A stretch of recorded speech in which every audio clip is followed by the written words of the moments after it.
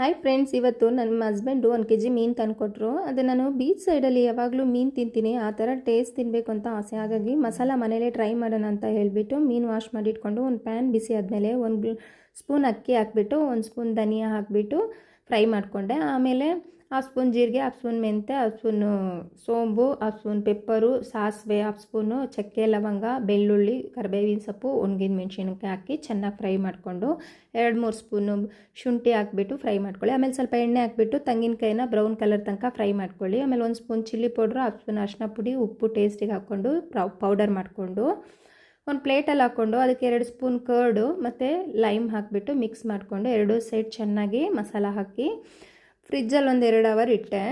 ಆಮೇಲೆ ಒಂದು ಪ್ಯಾನಲ್ಲಿ ಎಣ್ಣೆ ಹಾಕಿಬಿಟ್ಟು ಫ್ರೆಶ್ಶು ಕರಿಬೇವಿನ ಸೊಪ್ಪು ತಂದುಬಿಟ್ಟು ಅದನ್ನು ಎಣ್ಣೆಲಿ ಇಕ್ಬಿಟ್ಟು ಅದ್ರ ಮೇಲೆ ಮೀನಿಟ್ಟೆ. ಫ್ಲೇವರ್ ಸೂಪರಾಗಿರುತ್ತೆ. ನನಗಂತೂ ತುಂಬ ಇಷ್ಟ ಆಯಿತು ಈ ಟೇಸ್ಟು. ನೀವು ಈ ಮಸಾಲನ ಮನೇಲೊಮ್ಮೆ ಟ್ರೈ ಮಾಡಿ, ನಿಜವಾಗ್ಲೂ ಚೆನ್ನಾಗಿರುತ್ತೆ. ನಮ್ಮ ಮನೇಲಂತೂ ಎಲ್ಲರಿಗೂ ಇಷ್ಟ ಆಯಿತು.